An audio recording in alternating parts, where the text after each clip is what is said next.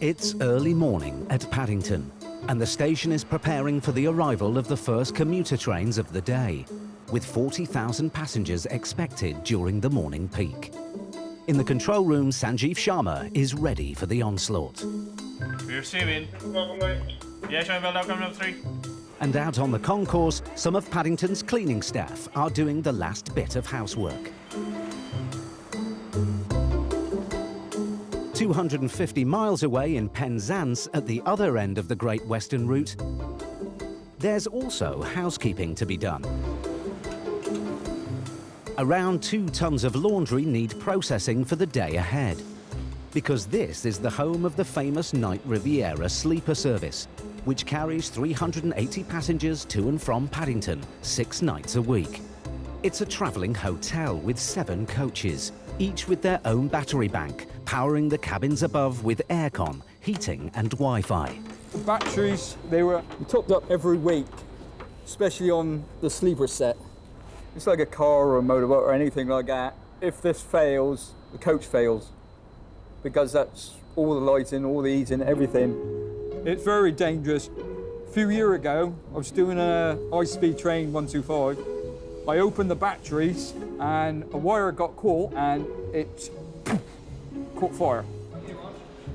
The pride and joy of the sleeper service is its Class 57 locomotive, with a powerful 2,500 horsepower engine that has to haul the sleepers' carriages. It's a thirsty beast. Roughly about 2,000 litres, probably take you there and back. This is about 400 mile up and 400 mile back. It's a lot of fuel. And then there's the maintenance. If a fault's happened overnight, then that's going to take precedent. We've got to get that repaired to make sure we make the service tonight. So it keeps you on your toes for definite. And getting ready for tonight's sleeper service is going to be more challenging than usual.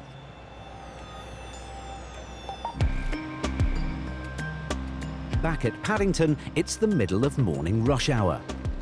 And in the control room, Sanjeev Sharma is receiving news of a worrying incident just outside the station. You're based to all the Bravo radios, Alpha 10, Romeo 1. Unfortunately, there's a train failure just outside the station, guys. 1 Lima 05. The early morning service from Swansea has broken down, just a few hundred yards from Paddington's 13 platforms, and packed commuter trains are now backed up behind it. There will be some disruption, delays of trains coming in. Right, copy that, Sanjay. Thank you. It's broken down at the worst time and in one of the worst places. With morning peak services arriving and leaving every 3 minutes, all tracks into Paddington's 13 platforms are running at capacity, and every train is full.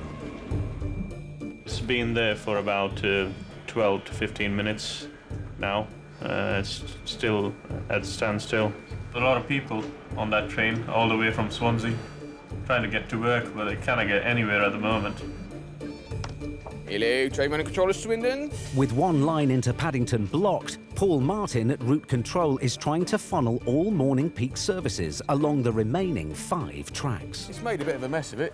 Obviously, one line into Paddington is heavily used this time in the morning. Everyone's trying to get into London. So one line out means all the other trains that should be using that have got to go onto lines. I mean, it's so tightly timed in the morning. Having one of your 6 lines out is causing quite a lot of congestion. Back on Paddington's concourse, the morning rush is still in full swing, and the train failure outside the station is having a knock-on effect. Okay, due to that failed set outside, 806 departure to Newbury, 1 Kilo 04, is now cancelled. Swansea will receive, thank you. So that's the first cancellation of the day. It's still stood there, so we need to move that train pronto, otherwise there'll be some more delays of trains coming in to the station. A rapid response team led by Dermot Fahy, the manager of the local train depot, has been drafted in to try and get the early morning service from Swansea moving again. But for the moment, he can't get up close. The signaller wants us to keep clear of the line at the moment. Because there's trains behind it, they want us to keep clear so they can carry on getting trains into Paddington. What he does know is that something has triggered the train's automatic braking system, and the train isn't budging. Air system operates all the brakes. In fact, you've got a fault, because some air's been lost, it's actually a safety device. It applies a brake. So then you have to go and find out why you've lost the air pressure. It's now 8 a.m. and the 500 passengers have been stranded for 30 minutes. And at route control, Paul's concerned that there's potential for a more worrying development, a passenger mutiny. Thankfully, no one's tried getting off. I mean, that would be the worst case scenario now, people self-evacuating because they want to be somewhere else. So that's, so the passengers have, you know, incredibly well at the moment, but it is frustrating. I mean, if you're 10 minutes late for work, it's frustrating. Being 2 hours late, it's going to make a mess of your day, isn't it? The clock is ticking, and there's no sign that the train will move out anytime soon.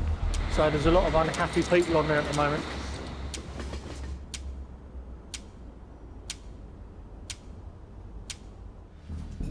One Lima 05 at Paddington has lost all his air in the throat of Paddington about an hour and a half ago. And it's causing major disruption during the morning rush hour, with cancellations rising. We've had about 3 cancellations and various delays. 3 cancellations and counting. At route control, Paul Martin needs to get the train moving again to get passengers safely into Paddington. I'm not sure the exact number of people, but there'll be a lot of people on there. He needs to unblock the busy approach to the station, but his options are limited and none of them very appealing. Our first plan is to put an assisting engine on the rear and then provide the brake pressure, and then the driver in the front can control the brake. The driver in the rear can then propel the train or push the train into Paddington at a walking pace. That's our first option. The worst option is to get a train alongside and evacuate from train to train. If that's no good, the worst option is to shut lines 1 and 2 and de-train onto the ballast and evacuate into the car park. 35 miles away at Reading, the Night Riviera is being prepped before it heads to Paddington to form the sleeper service back to Penzance. It has 2 Class 57 locomotives to do the job. There's a locomotive either end, 57602, this end is our pilot engine. So that will take the entire train up to Paddington. All the passengers will board. The other end, 57605, will then bring it back down to Reading. The pilot engine this end will then be cut off by a shunter with the passengers on board. The train will make its way down to Penzance and the pilot engine will then come back into the depot overnight. Getting the locos ready for service is a lengthy process. We have around 8 hours of maintenance on it, and then it departs us to London Paddington in the evening about 8 o'clock, ready to form the down service to Penzance. And the team is just about on schedule, for now.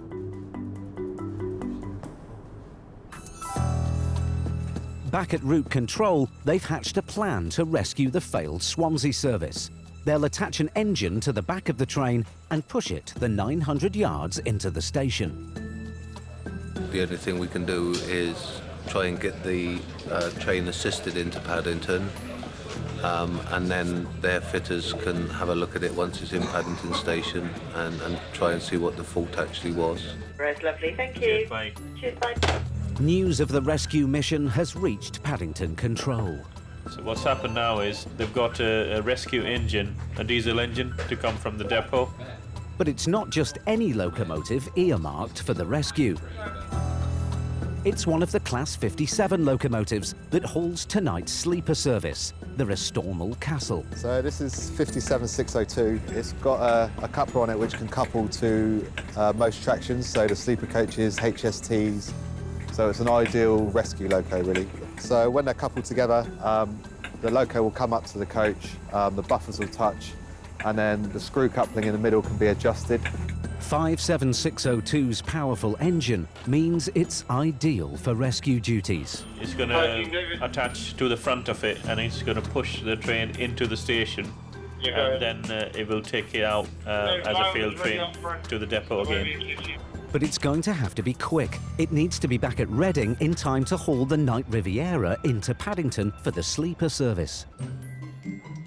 At the Western Route Signalling Centre, they're now having to divert trains around the blockage at Paddington's approach. It's very bad news. It will completely determine where other train services terminate in the day, because trains running on other lines have to use other platforms because the access is now gone. And with their most versatile line out of action, they're struggling to deliver the morning service. Line 3, it's the most accessible line in Paddington.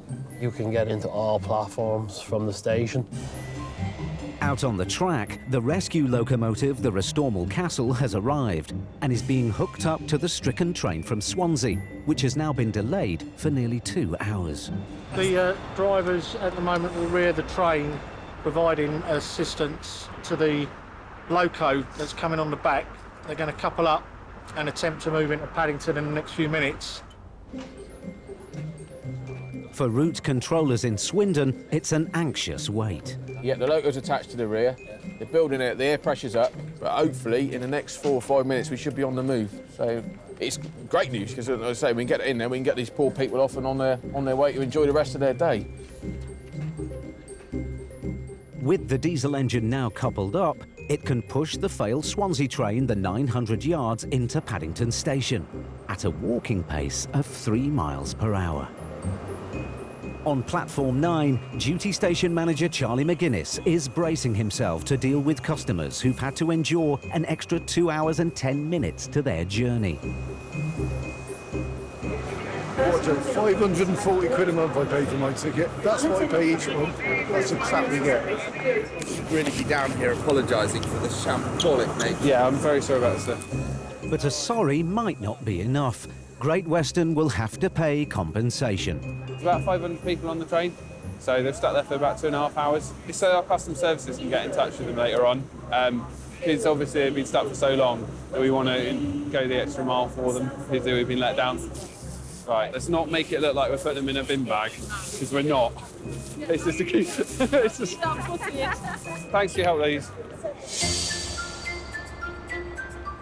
Mobile Operations Manager Bradley Coomer and a team of engineers are trying to identify the reasons for the brake failure of the Swansea train. So basically, on this unit, there's a compressor on either end, which builds up the air. On this particular power car, it's failed, which means that there was loss of air, which is why the train failed. The incident has caused hold-ups all morning, and there's a danger it will now also delay the sleeper service. The loco's going back to Reading to carry on its work with the sleeper from this morning, and this train will go back to the depot now and get a compressor change on it, and hopefully get it out for the evening peak. It's been a difficult start to the day. And now there's news of a serious accident by the entrance to the underground. A man has fallen down the escalator. Customer service assistant Maksud Chaiwala is first at the scene. He fell from like halfway down the escalator, partly because of the luggage. We got some guys waiting at the main entrance for the ambulance. Was it like halfway up the escalator? Second step down, so you're taking a right old tumble. Just take a little slip and swish it round your mouth, okay? The man has actually fallen from top to bottom, a height of around 5 meters, and he sustained a potentially serious head injury. Will we be able to move the gentleman? To be honest, I'm just a bit concerned at the moment because he's got a head injury. I'm not going to move him until the paramedics come, okay? Unfortunately, because the escalator's not working, people are struggling with big bags down the stairs, and what we don't want is yet another accident to happen as a result of that. There is a lift, but I can carry it for you instead. Thank you. So that's unfortunately out of the way. Despite the warning signs, Paddington Station recorded around 110 slips, trips and falls last year. The main cause would be the luggage and not holding onto the handrail. Escalator falls are pretty serious. We have had people losing their fingers. We've had severe artery injuries and all that, which is really bad. The ambulance crew arrived to assess the injured man. Hello, mate. Just stay still for me, all right? If you've got any pain in your neck, just stay still. Any pain there where I'm touching? Erring on the side of caution, the paramedics take him to hospital. They've treated it really seriously. It's understandable because the height involved. Second step down is a long way down. So yeah, he could have a neck injury, and because he might not realize it right now. The escalator is finally reopened. Nothing seems to be wrong with it. We've decided to put it back in use.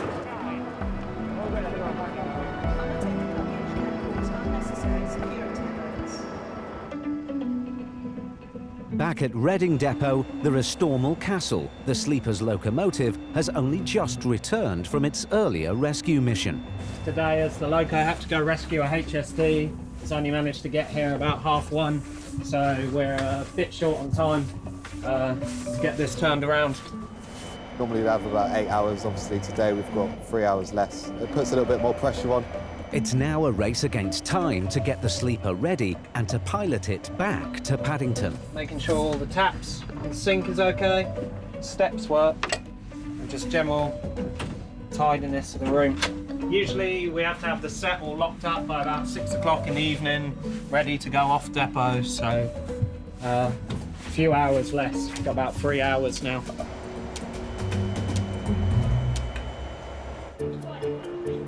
It's 5 p.m. at Paddington, the start of the evening rush hour. Train manager Stuart Mitchell is under pressure. His sleeper service has been disrupted after the earlier rescue mission, and he's got people depending on an on-time departure. Lovely, thank you very much. Thursday night. We're always busy on a Thursday night. Yeah, we're full. On platform 1, the Night Riviera finally makes its grand entrance. I'm going to take these down to the crew, and this is our berth list and reservations for the whole night. All right, chaps, here's a berth list for tonight. We're absolutely full. So, who's doing what, coach? I'm at the back. You're at the back. The race is now on to set up for the 250-mile journey to Penzance. Meanwhile, up in Paddington's control room, Graham Parker is settling in for the night shift. When we do the night shift, there's only one of us in the control room overnight. And I quite like the night shift, if I'm honest, which is why I'm quite happy to be here with my cuppa in a nice warm control room. Also starting the night shift is structural engineer Matthew Reed, who will lead tonight's maintenance team. He needs to assess part of the station's superstructure. Because if you stand underneath, you can see where that whole thing is just knackered through there. It's a delicate part of the station that supports a busy road overhead. Right now we are on platform 11, and above us we've got the access road that leads into St Mary's Hospital. The brickwork might be hiding problems with the station's original framework. Some of the bricks date back to Victorian times. The brickwork is in place to begin with. It was originally when we had the steam engines, it was protecting it from the blast, the coal dust and everything else that would then degrade it quicker. And now, because we're moving away from steam, now we're moving away from diesel and we don't need it anymore. We're removing the layers of brickwork and the concrete underneath, and then we'll be exposing the beam, then I can go up onto the scaffolds and see what the condition of the beam is like.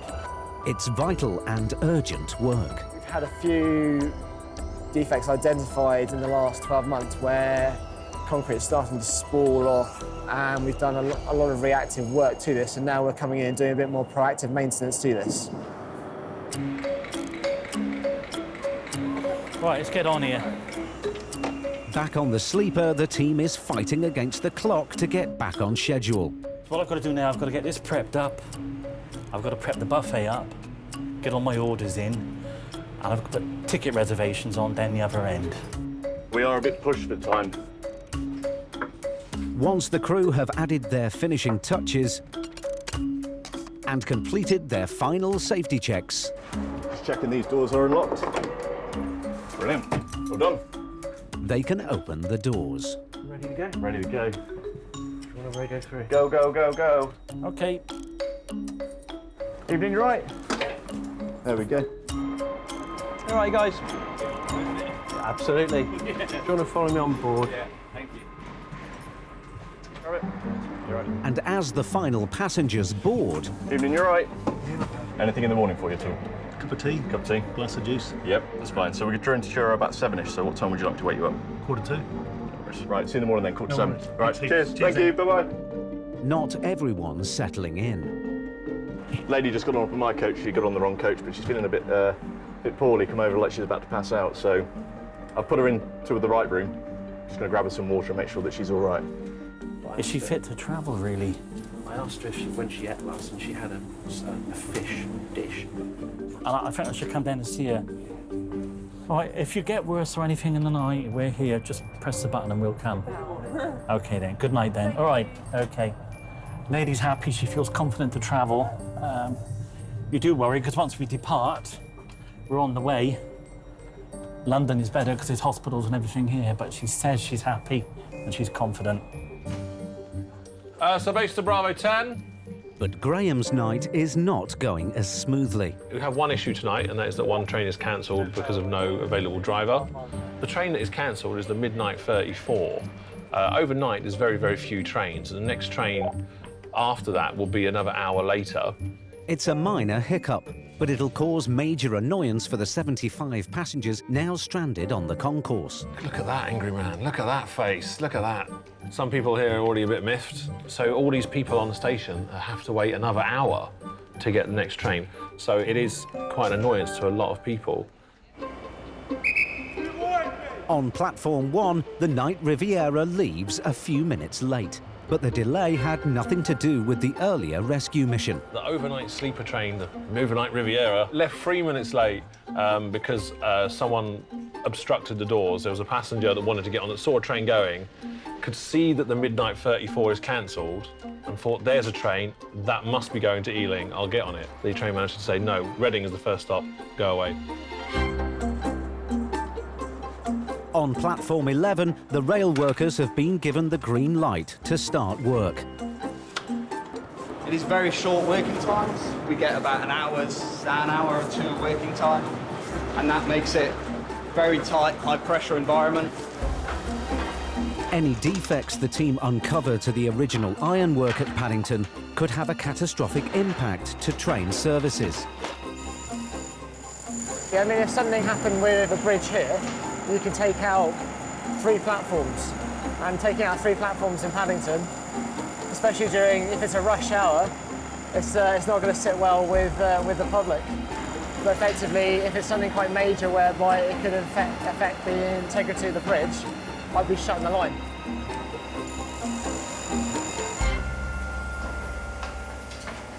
On the concourse, there's nothing quite so dramatic. But the cancellation of the midnight 34 service is a major inconvenience. The service is normally good, but it lets you down at these critical times when we need to go home.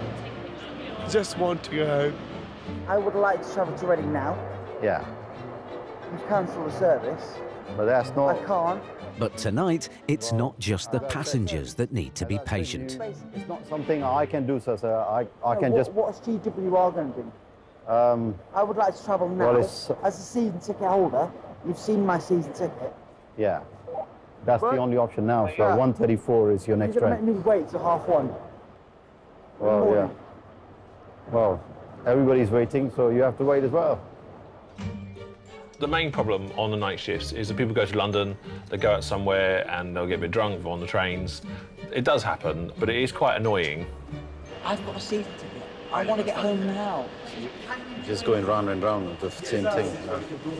They don't have too many platform staff on night shifts because there's less trains, so they'll take most of the abuse from passengers.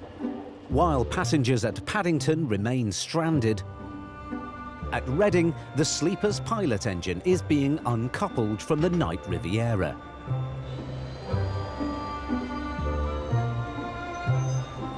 The engine will return to the depot, and the sleeper can speed its way out west to Penzance.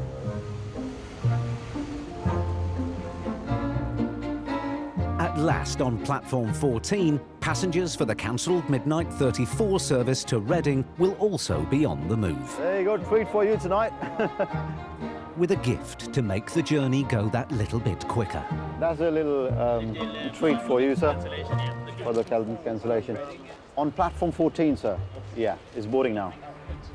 I'm not saying they don't care, but they're working with what they've got.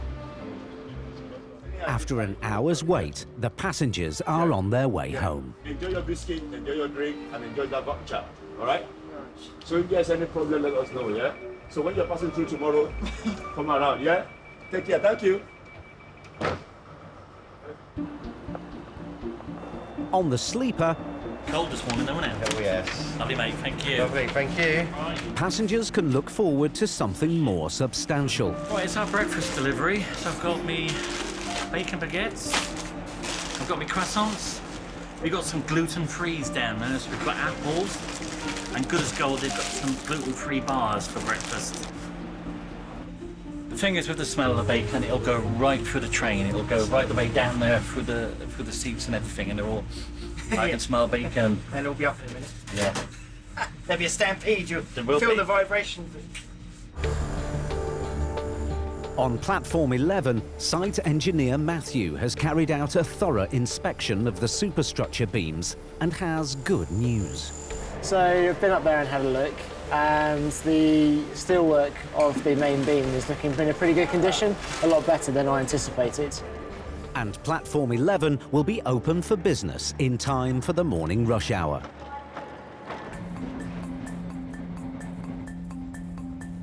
The passengers on board the Night Riviera are fast asleep, some more comfortably than others. For the crew, it's time to dish out breakfast. Now silly o'clock in the morning, so I'm hoping not to make any mistakes. Once you've done it a few times, it's you can almost do it in your sleep. Tea and an orange juice. We're a bit brushed off our feet. When you're the most tiredest, that's when you're the busiest. Right, first one done. Just another 24 to go. This is just the start of waking everybody up, giving them their breakfast. It's a lot of people that wake up all at once, because everybody wants virtually the same time to wake up. Good morning. It was, wasn't it? Thank you very much. Can you manage that one? Oh, amazing. Oh, you're welcome. Thank you very much. Okay. At Paddington, Graham's clearing up the remaining stragglers around the station. When it's on the last trains, I have a habit of watching the CCTV cameras to see how many people are getting the last train. If we see a couple of people, we say, hold the doors open just for a little bit longer, let these people on. Yeah, and we can't hold them forever, which is annoying. There's like a few people here that have missed the last train, but they're having a good sleep anyway, which is good. So yeah, don't miss the train, people. 7:55 in Penzance. The end of the line for the sleeper. Enjoy your stay. Thank you very much. Yeah, thanks for your service. Lovely. Yeah. Good luck. Thank you. Take care. Bye. Bye-bye. Yeah, I'm going home now. For screaming baby, but hopefully bed. Fantastic to be home. But while some are finishing for the day, others are just getting started. At Paddington, station controller Richard Douglas has come on shift and into the thick of some major morning disruption. As soon as I walked into the station and walked across concourse, all the boards were blank. So when you start looking across and there's nothing on the platforms and there's nothing advertised, you know that we are really in trouble. Yeah, base specific. There's been an early morning signal failure on Paddington's western route, and his control room hot seat is even hotter than usual. There was a major signal outage. Go ahead. In the wee hours of this morning. Ready on two, thank you. When they thought they'd resolved it, about 5:45, it's then gone again. So at the moment, services from Bristol are now delayed, seriously delayed, coming into London. So that's going to affect our services going back out. Our services are really decimated. On the concourse, gate line assistant Fred Ellis is meeting the morning's delayed arrivals and doing his best to get them out again as soon as possible. So we've got to make sure everyone comes off safely. Then if the train's going to go late, we've got to make sure that the gates are open, everyone can just go straight through and get on the train so it doesn't cause any further delays, really. 36 late, 14 late, 21 late, 5 late, 1 late, 21 late, 10 late, 9 late, 12 late. Each train will have a delay which we knock on to another train. So that all these minutes are snowballing. Richard doesn't yet know the reason for the signal failure, But at Route Control, they've pinpointed the location and cause of it. Overnight, we've had a attempted cable theft in the Filton Abbey Wood area. The cable was actually placed across the railway line in front of a train with the aim to cut the cable, but the train snagged the cable, pulled it and has ripped the cable out of the systems. It's resulted in us losing all signalling around the Bristol Parkway area. Mobile Operations Manager Dave Withers has gone to the location to investigate how the thieves got onto the track. They cut through the palisade fence. That takes a bit of doing. So, Would Dave used an angle grinder on that? yeah, definitely. It's definitely not a hand tool, is it? You can see the burns. This is pretty hefty stuff to cut through. Now, someone must have heard the angle grinder go in last night. You'd have thought they might have dialed the police or something.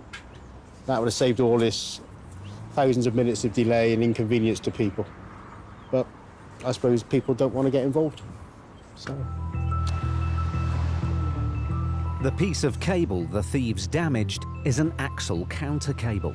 This is the cable number on. Yeah, that's the one, yeah. That's the axle counter cable. Along with the 650 electric. It's a vital piece of equipment that alerts the signaller to the presence of a train on the track. This is the end which has been run over by the train. You can see it's where it's been crushed. And the driver running over that wouldn't feel that at all. People who've done that has got no more intelligence than a meat fly. There's thousands of people delayed this morning in Bristol, going to London, going about their business, all because of someone with a very, very small brain. And this is the cause of it.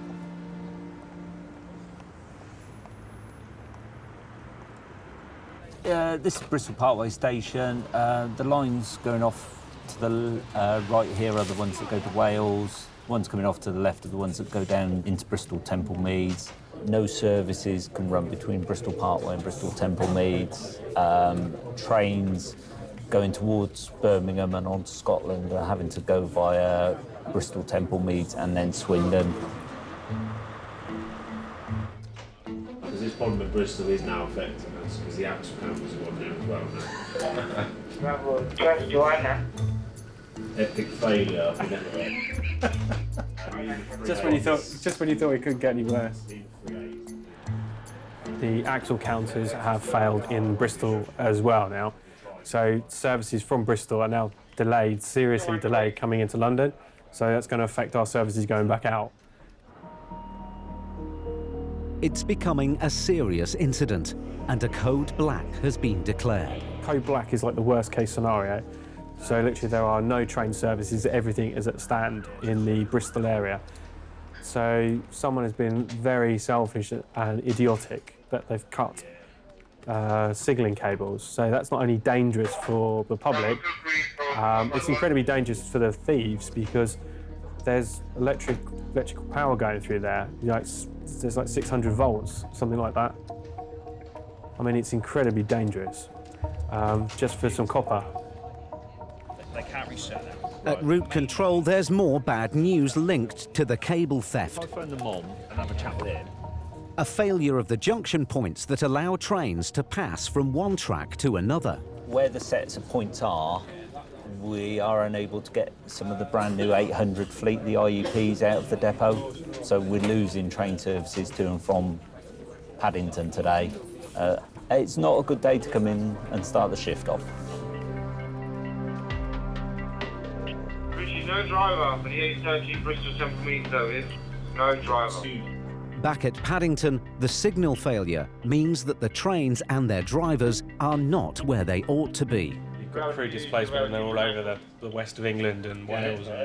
If we don't have drivers, then we'll get a situation where we start filling up platforms and then we've got to then start trying to move trains. And that becomes quite difficult, which then causes congestion outside, causes the signallers problems. Then we get delays, and then it snowballs. It can very quickly get out of control if we don't stay on top. And now Richard's got to deal with another issue with the morning commute. Oh, you're kidding me. Base to Alpha radios.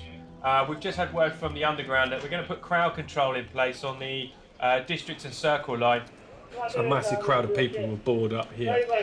So what will happen is we'll try to say that you can get onto the underground by going via Parade Street. But a lot of passengers don't listen.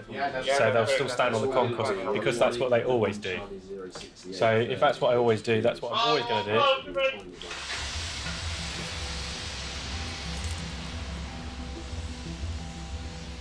Outside Bristol, there's been some progress getting the signals back up and running. At the moment, engineers are out there, they're running out new cable. They've then got about an hour's worth of testing. Once they've done that testing, we'll then know what we have back in terms of signalling systems. Yeah, go ahead. Back at Paddington. Yeah, the man for a ship of calling out. Someone's got chest pains. Alpha 6 has just radioed to say that he's been advised by the Mad Bishop, which is the Fuller's pub in the Lord area, that there's a gentleman in there who's having severe chest pain. Based at Alpha 5, just have a quick look at the arrivals road. We've got 2 ambulances now. Do you know anything about the second one? Yeah, they're with us now on platform 5. It's for a female that was got epilepsy that may have been having an episode. Right, OK, copy that, thank you. A female has travelled in from the West Country. Unfortunately, she's been taken ill on the platform. She's had a stress-related epileptic episode. I believe there's a signal problem this morning, so the train was late coming in, and I think it's just taken its toll. Still kind of putting out fires at the minute. It's, you know, we are plate spinning, you know. Go ahead. And now, outside Bristol, efforts to get the signalling system up and running again have hit a problem. We've put the new cable back into the system. They went to do some testing on it. We had to unclip a set of points to get the testing completed. Unfortunately, when they moved the sets of points, it somehow locked up the whole Stoke Gifford junction, which is just west of Bristol Parkway. When you see the amount of damage that's been caused, it's astronomical. We're talking hundreds of thousands of pounds. And it is that hundreds of thousands of pounds could have been spent on something else instead of a couple of morons cutting the cable. Delay-wise, we're well over 4,000 minutes for the incident, and we've currently caused delays to about 120 services with about 60 cancellations within that set. At the moment, it's going, they are resetting. Right, OK. Hang fire. But at last, some good news.